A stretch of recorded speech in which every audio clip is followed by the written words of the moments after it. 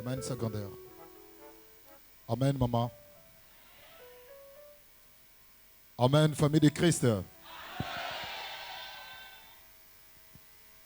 Aujourd'hui, c'est un grand jour pour nous. Car cette journée, dans sa grandeur, nous allons, avec la permission de sa grandeur, le prophète Condé Paulo Dominique, témoigner le merveille de Dieu dans notre vie étant dans l'Iloba. Amen. Parce que quand vous nous regardez aujourd'hui, il y en a certains qui disent que le serviteur ne témoigne pas. Pourquoi? Est-ce le serviteur boive le jus?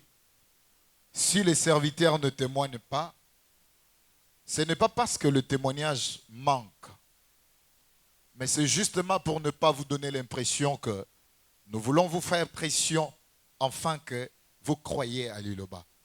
Heureusement pour vous, vous aviez contemplé la gloire de Dieu au sein de cette église et il n'y a plus rien à prouver, n'est-ce pas?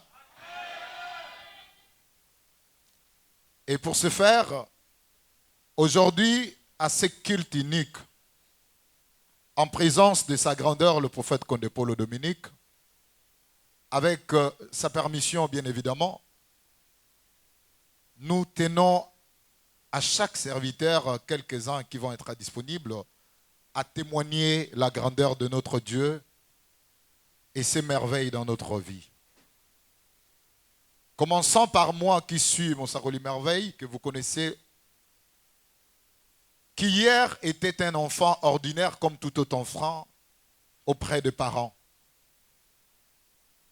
Quelque temps plus tard, comme dans toutes les familles africaines, il y a eu une division, une séparation de parents. La famille s'est divisée. Alors nous étions à l'école, c'était très compliqué. Papa est parti en Angola.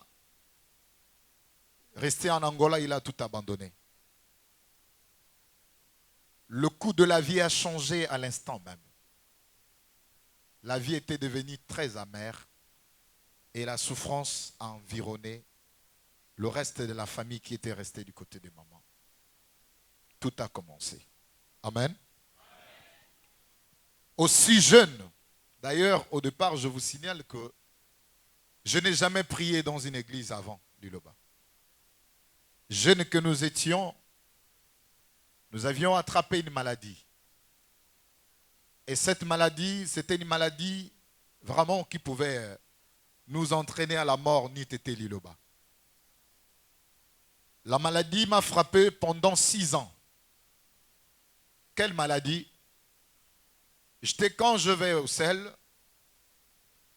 je ne faisais pas le sel, mais c'est le caillou de sang qui sortait comme une femme qui avorte.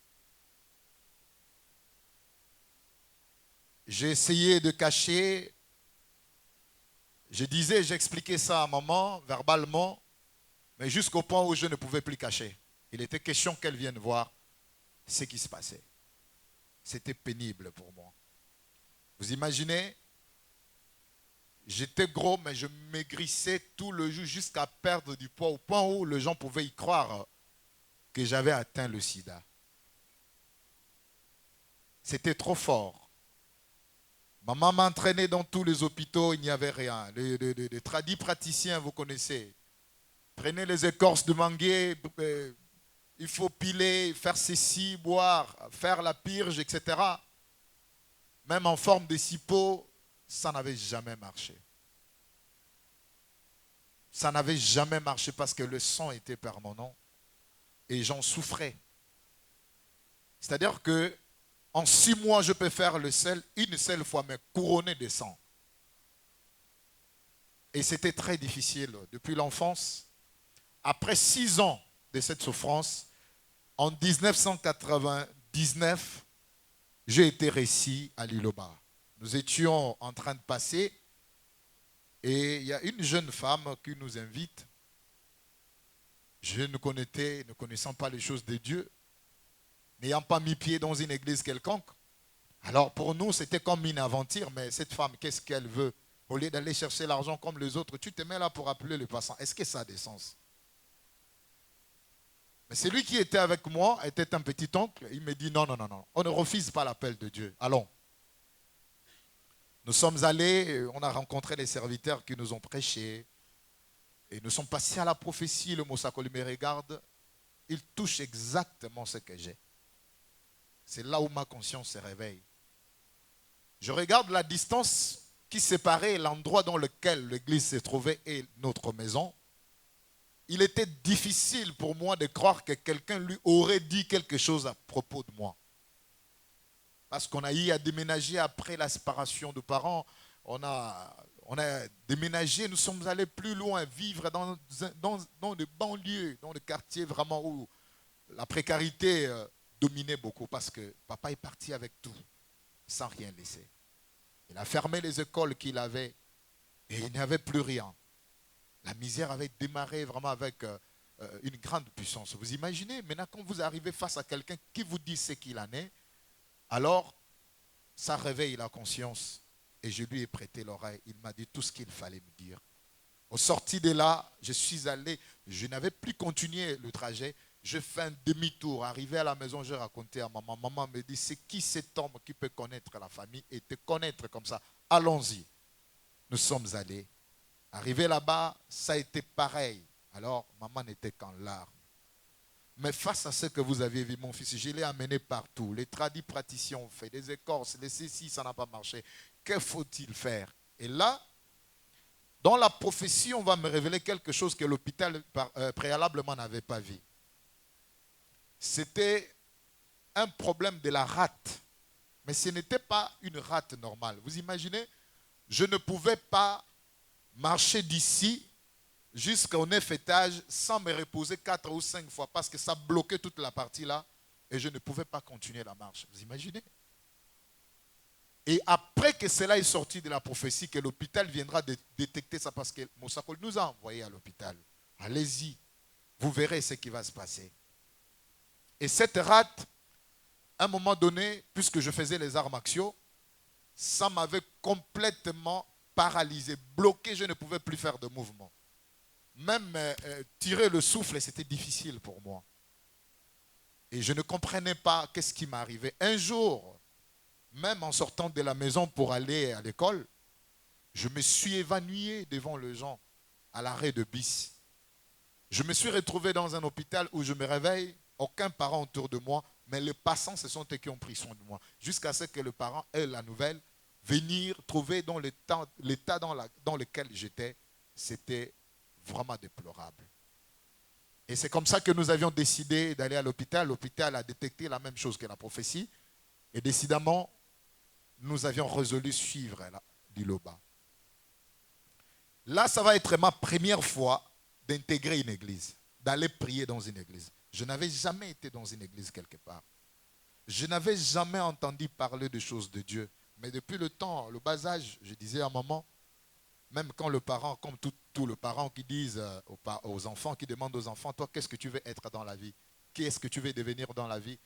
Et pour moi, je disais que je dois servir Dieu pour sauver cette famille. Je crois que cette famille a besoin d'un serviteur de Dieu. Papa me grondait, il me tapait dessus. Tu n'es pas intelligent. Est-ce qu'être serviteur de Dieu, c'est un métier? Ta sœur dit qu'elle va être ministre, elle va être PDG, elle va être ceci. Et ça va te motiver de pousser les études plus loin. Toi, le premier garçon, comment tu peux choisir ça? Tu n'es pas intelligent, il ne faut plus jamais dire ça. Mais s'il me repose la question, je dis la même chose. Mais je ne m'intéressais jamais, je n'allais jamais nulle part à l'église. C'est aujourd'hui que j'ai compris le sens figuré, le sens fondé de ces choses. Amen. Et c'est comme ça que nous allons commencer à suivre. Un an plus tard, avant un an, 6 mois plus tard, papa est revenu de l'Angola. Il est allé séjourner dans la province du Congo central, précisément à Matadi. Et c'est là-bas où il a décroché un boulot, il a fait un concours, où il a distingué, on l'a embauché à l'ONATRA, le port international du Congo. C'est là-bas où il travaillait. Et maman n'avait plus de moyens pour que je continue les études, tellement que j'aimais aller à l'école. Par contrainte, il a fallu que j'aille chez papa. Et ce n'était pas facile pour moi d'accepter après tout ce qu'il nous avait fait. Il a fallu y aller. En 2000, je me rends à Matadi. C'est là-bas où je commençais à servir Dieu en tapant le tam-tam à l'église Iloba. Et quand j'arrive, je me renseigne déjà bien avant, on me dit que oui, l'église est là-bas. Mais l'église n'est pas connue parce que l'église venait à peine de commencer. Et quand j'y vais, papa me regarde, il se met à pleurer. Il me demande pour me faire pardonner, qu'est-ce que je dois faire? Je lui ai dit de m'accompagner à chercher une église qui s'appelle Iloba Nzambe. Il dit, mais l'église là, c'est trop beau. J'ai dit, papa, je ne connais pas la ville, c'est vous qui connaissez la ville. Allons chercher, c'est tout ce que je vous demande. On s'est mis à chercher l'église, finalement on a trouvé. Alors il n'y avait pas de banc, il n'y avait pas de choses à l'église. Il a fallu prendre la salle à manger, amener à l'église chaque dimanche. Papa venait en compte-gouttes les dimanches matin. Samedi dans la nuit, il faut le supplier pour qu'il vienne à l'église le dimanche. Et il a intégré l'église progressivement jusqu'à rester définitivement. En 2001, papa est venu à Matadi. Et c'est comme ça que papa va nous recevoir. Il me reçoit avec papa. Il va dire la même chose. C'est-à-dire qu'il relate notre vie, comment nous avions commencé, dans la joie, comment la famille était heureuse, jusqu'à ce que la famille s'est divisée et des maladies qui m'ont atteint. Et d'ailleurs, il y a même une de tes filles qui est à l'étranger, risque d'avoir la même chose si vous ne suivez pas cette église. Papa, qu'est-ce qu'on doit faire? Le jus. Papa nous a prescrit le jus et je commençais à boire le jus. Le traitement du jus, le jus de citron, jus, la purge, la purge. Je vous assure, mes frères et sœurs, au bout de 8 mois, tout avait disparu et tout est redevenu comme j'étais avant. Je regardais, je ne voyais plus le goût de sang. J'ai envoyé la nouvelle à maman. Maman, je suis guérie. Elle s'est mise à pleurer parce qu'elle me voyait souffrir. J'étais comme une femme qui saignait, une femme qui a avorté, des cailloux de sang à la place du sel. Et c'était difficile pour moi. J'étais méconnaissable parce que ma santé était devenue, mais vous ne pouvez pas imaginer. Alors maman s'est mise à pleurer, elle a demandé comment ça, je dois te voir ici avant que je ne croie. Parce qu'après maman était restée à sortir de l'église, je lui ai dit maman retourne à l'église, c'est l'église là qui m'a sauvé. Et la rate que j'avais a complètement disparu. Parfois il y avait des moments où mes yeux devenaient jaunes, je n'ai plus de sang. Quand c'est comme ça, je dois m'évanouir. Et la maladie avait complètement disparu et j'ai retrouvé ma guérison. Et pendant ce temps-là, j'étais devenu batteur de tam-tam à l'église. Je montais sur un petit banc pour frapper le tam-tam. Et papa m'a dit de continuer. Il m'a dit, tu es un grand serviteur de Dieu. Dans cette église, tu vas servir Dieu. Tu iras dans plusieurs pays. J'ai dit, mais oui, c'est ce que moi je cherchais, à servir Dieu. Mais pourquoi dans plusieurs pays? Moi, je vais être à côté de l'homme là. Pourquoi il va me dire dans plusieurs pays? Et quand on est sorti de là, papa me dit, tout ce qu'il a dit, c'est vrai. Mais ce que je n'ai pas aimé, le fait qu'il dise que c'est toi qui es le serviteur de Dieu et tu dois servir Dieu. Moi, pas question, je ne veux pas de ça. Je ne savais pas que le combat de ma vie avait commencé là. Et nous avions continué à travailler avec l'équipe qui était là des serviteurs de Dieu. J'étais après l'école, je suis à l'église. Je vais à l'école le matin, je termine à 13h, je viens à l'église jusqu'à 17h. Je cours aux après-midi. Le matin, je viens à l'église, je travaille jusqu'à 13h, je vais à l'école. Quand je termine à 17h, je viens terminer la louange. Donc, à la maison, si tu me cherches, tu ne me trouves pas. Alors, la guerre s'est déclenchée avec papa. À la lire où vont les choses, tu vas couper les études. Je ne veux pas tuer le premier fils, tu dois continuer les études. La guerre m'a poursuivi. Et pendant 7 ans, j'étais déjà bien portant. Papa était content. Je commençais à reprendre du poids. Mais ce qu'il n'acceptait pas, c'est que je sers Dieu. Et moi, je lui ai dit, si on doit se séparer à nouveau, ce serait cette fois-ci pour le travail de Dieu. Laisse-moi servir Dieu, je ne vais pas travailler dans le monde. Mais viens, j'ai la connaissance là-bas, je peux même te pister là-bas dans mon travail pour que tu travailles. J'ai dit, papa, hors de question, moi je dois servir Dieu. Alors, il commençait à m'interdire l'église. J'ai dit quitter la maison de la famille pour aller vivre à la permanence de l'église. Où à l'époque, la malnutrition m'a frappé parce qu'il n'y avait pas, on ne se nourrissait pas bien. Et quand il me voit, il se fâche. Et il est parti faire un petit désordre à l'église. Et si vous ne le chassez pas ici, moi je quitte l'église. Et puis, ce que Dieu avait fait, c'est qu'il a passé 9 mois, son salaire était détourné. Et il était le seul dans toute société qui venait réclamer son salaire. On lui traitait pour un voleur. comment il n'y a que toi qui viens déclarer le salaire? Et pourtant, ici, dans le document, le salaire est passé. Ça signale que tu as pris ton salaire. Comment tu dis que tu n'as pas pris le salaire? 9 mois successifs. Quand papa arrive, sa grandeur, le prophète Condé-Paul Dominique arrive à Matadi, il est parti voir papa pour poser le problème. Le prophète l'a dit, laisse l'enfant servir Dieu. Dieu va te libérer. Et c'est comme ça qu'il avait accepté. Il me dit, je t'offre à Liloba. Va où Liloba t'envoie, sers Liloba. Et je n'ai plus rien à voir avec toi. Sache que je t'ai donné un père qui est Condé-Paul Dominique. Va où il t'envoie. Amen. C'est là où j'ai retrouvé ma liberté. Je n'avais pas, papa m'a dit ne coupez pas les études, continuez les études jusqu'à satisfaire le parent, mais ton travail, Dieu t'a déjà donné. En 2007, en 2005, je suis allé dans un village, on a travaillé, 2006, 2007, on est sorti, c'est là où Moussa Kolinda qui est au coin, papa l'a affecté à Matadi. Et quand il va arriver, je ne sais pas s'il avait réussi de consigne de papa ou pas, il va me prendre par la main et dit, toi tu es mon premier fils. Il me montre son fils, il dit, celui-là c'est ton cadet et tu dois l'encadrer et tu dois être là. Je dois t'encadrer ici à côté de moi. Et c'est comme ça que je me suis attaché à lui. Et c'est comme ça qu'il m'encadrait. Et ma maison, c'était sa maison parce que c'est là-bas où je vivais constamment. Et comme ça, il m'encadrait, j'irais à l'école. Je partais à l'école, je venais à l'église, je partais à l'école après mes études. Je suis rentré définitivement dans le travail de Dieu en temps plein. En 2012, je résolus sortir de Matadi pour aller travailler à Kinshasa. Lorsque j'arrive à Kinshasa, j'ai été frappé par une maladie qui m'a attaqué au niveau de la vision, les yeux. Une maladie que je ne souffrais pas auparavant. Ça vient d'où?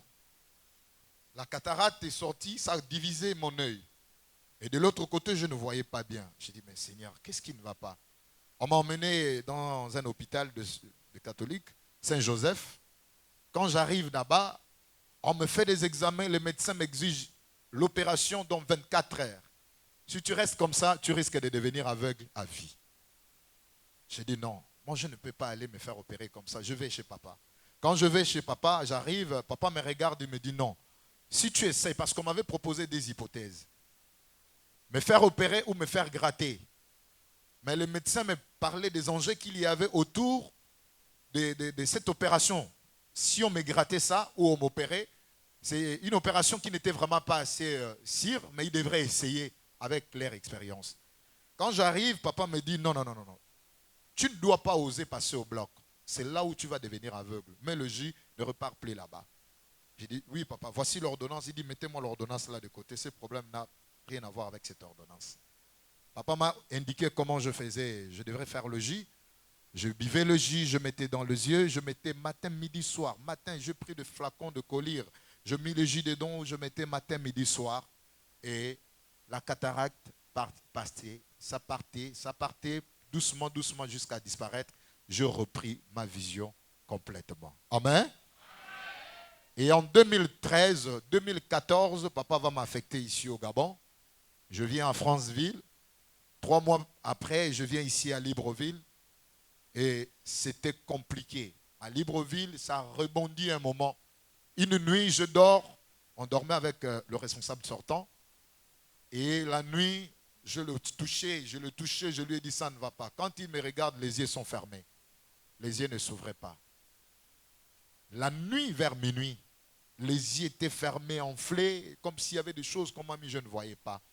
Et c'est comme ça qu'il a pris le jus, il a commencé à me mettre. Il m'a mis le jus même plus de 10 fois cette nuit. 6 heures du matin, quand on se réveille, je commençais à voir le germent.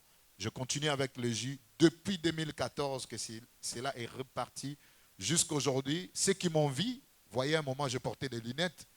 Mais depuis un moment, j'ai mis des lunettes de côté. Même quand il y a le soleil, je lis tranquillement, sans problème. Et ces problèmes de yeux ne m'ont plus jamais embêté. Amen. Et le dernier témoignage que j'ai eu, c'est récemment quand papa venait. Nous sommes à la résidence, nous nous apprêtons pour aller à la frontière chercher papa. La famille va m'appeler pour dire que ton enfant est dans un coma profond. Ma première fille est dans un coma. Ça, c'est ce qu'elle a à faire. Je les ai répondu, occupez-vous d'elle, je n'ai pas le temps. Là où vous me voyez, nous sommes en réunion avec les autres. Nous démarrons à 6 heures. Il était prévu qu'on démarre à 3 heures pour aller à la frontière chercher papa. Et c'est un long trajet. Je vais être au volant, je ne vais pas avoir des choses dans ma tête. Et puis pendant cette période-là où je reçois papa, je n'ai pas la tête dans ça. Occupez-vous de ça et que Dieu s'occupe de ça. Et arrivé le matin, on me dit, ça s'empire. L'enfant ne réagit plus. La respiration s'est coupée. Le médecin va te parler. L'enfant était dans notre centre de Liloba, à Lubumbashi. Le médecin me prend au téléphone, il me dit, Mos, vraiment, ici, il n'y a que toi qui peux nous dire si on doit transférer l'enfant dans un autre hôpital. Ou qu'est-ce qu'on doit faire? Parce que l'état de cet enfant, vous êtes serviteur de Dieu, je sais que vous êtes préparé, je ne peux pas vous mentir, mais l'enfant est dans un état, je peux dire que l'enfant est parti. Je dis non, l'enfant n'est pas encore parti. Laissez-moi, je vais appeler papa, je vous reviens pour la décision. J'ai appelé l'ancien responsable de Congo-Brazzaville, qui était à côté de papa. Je dis, est-ce que je peux avoir papa au téléphone? Il dit oui, passe-moi papa. Je dis, papa, j'ai un souci avec l'enfant qui est à Lubumbashi là-bas et dans le comment. Et c'est comme ça que papa va demander à ce qu'ils appellent pour la prière. Je passais les numéros, ils ont appelé. Là, ça faisait 5 jours que l'enfant était dans le comment, ne réagissait pas. On mettait des aiguilles, des injections, on piquait, rien, l'enfant ne réagissait pas. Et les serviteurs qui étaient là, je leur rendais compte, même avec ceux avec qui on voyageait durant le voyage, tout ça là, je les rendais compte. Quand papa a pris le téléphone, a prié pour l'enfant, 5 minutes plus tard, l'enfant a éternué. 5 jours dans le coma, Moussaro Londongo est là, celui qui avait passé le téléphone à papa. 5 jours dans un coma profond où tout le monde déclarait que l'enfant était parti. Après parler avec papa, je les ai dit, laissez l'enfant. Papa dit qu'il va prier pour l'enfant, ne transférez pas. C'est mieux qu'il reste chez nous à l'hôpital. Et papa a pris le téléphone, mettait sur l'oreille de l'enfant, on a posé le téléphone sur l'oreille. Papa a prié pour l'enfant. 5 minutes plus tard, l'enfant a éternué.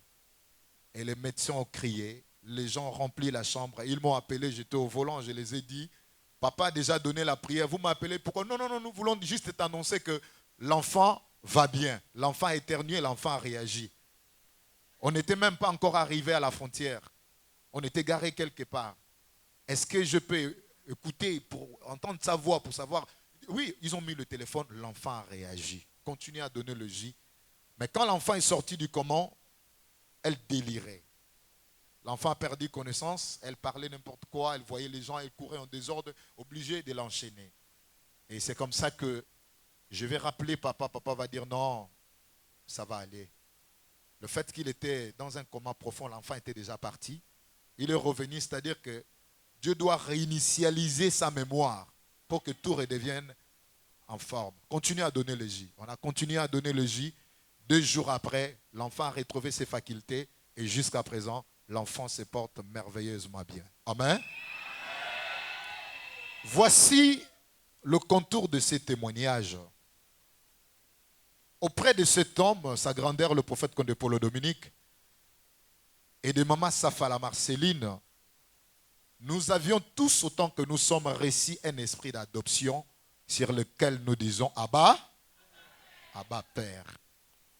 Parce que cet homme qui nous a ramassés, il nous a pris tel que nous étions. Hier, quand papa nous a dit qu'on était serviteurs de Dieu, même vous, le fidèle, personne d'entre vous, je parie, personne d'entre vous pouvait croire en nous.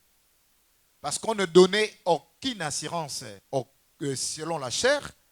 Nous étions, même nos familles n'ont pas crié en nous. Les familles nous regardaient comme le moins que rien. Parce qu'on ne donnait aucune impression. On n'avait aucune forme d'un serviteur de Dieu. Mais papa ne nous a pas regardé selon notre parure extérieure. Mais il nous a regardé selon le parure intérieur, ce qu'il avait mis en nous. Parce que c'est lui-même qui nous a distribué ce don que nous avions. Il a donné à chacun. Quelqu'un va dire que Ce n'est pas Dieu qui vous a donné. Vous avez vu Dieu où? Amen. Qu'est-ce que Job dit? Avec votre permission, papa, j'aimerais qu'on chante ce couplet de Job 23. Oh, si je savais où les trouver, arrivé jusqu'à son trône, j'ai plaidé devant lui, ma bouche et... Oh, si je savais où les trouver, si je pouvais arriver jusqu'à son trône, je plaiderais ma cause, ma bouche et... cesserait. Mais je serai pour toujours absous par mon gîte. Et si je vais à l'Orient, si je vais à l'Occident, ce serait.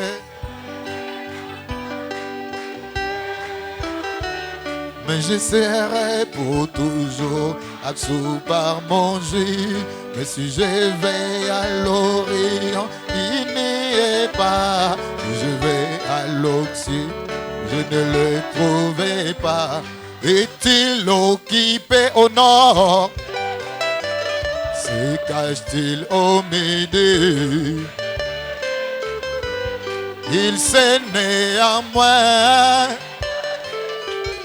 Et s'il m'éprouverait,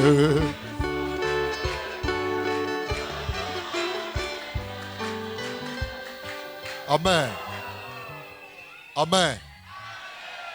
Cette chanson est venue vous répondre, vous qui voulez dire ou qui attendez dire, mais comment le prophète les a donné le don? L'Éternel a donné la royauté, la responsabilité à l'homme droit. Job cherchait, si je savais où le trou, si je pouvais arriver jusqu'à son, qu'est-ce que je ferais? Devant lui? D'argument, n'est-ce pas? Et on va lui répondre, ce serait un homme qui plaiderait à, pour dire qu'arrêtez de chercher Dieu dans sa divinité invisible, mais plutôt chercher Dieu dans sa divinité vie, parce que ce serait un homme droit sur qui tu pourras plaider ta cause. Mais cet homme-là, si je vais à l'Orient, à l'Occident, est-il occupé au nord? Se cache-t-il au midi? Il sait néanmoins. Et s'il m'éprouverait, je sortirai comme... Comment ne voulez-vous pas que nous disions cela? Parce que Job cherchait cet homme. Après qu'on l'a dit qu'il devrait plaider sa cause auprès de cet homme, comme nous aujourd'hui, nous avions plaidé notre cause auprès de sa grandeur, le prophète Condé Paul Dominique. Et il a écouté ses cris, il a résolu cela, n'est-ce pas? Parce que nous connaissons où il est. Ni à l'Orient, ni à l'Occident, ni aux États-Unis, ni à l'Europe. Ni en Asie. Mais où? En Afrique, précisément où? Voilà. Voilà pourquoi Dieu a tout mis en lui, comme cela est écrit dans sa parole. En lui habite corporellement toute la plénitude de la... Justement, papa nous a donné le don. Papa nous a adoptés comme les siens, biologiquement.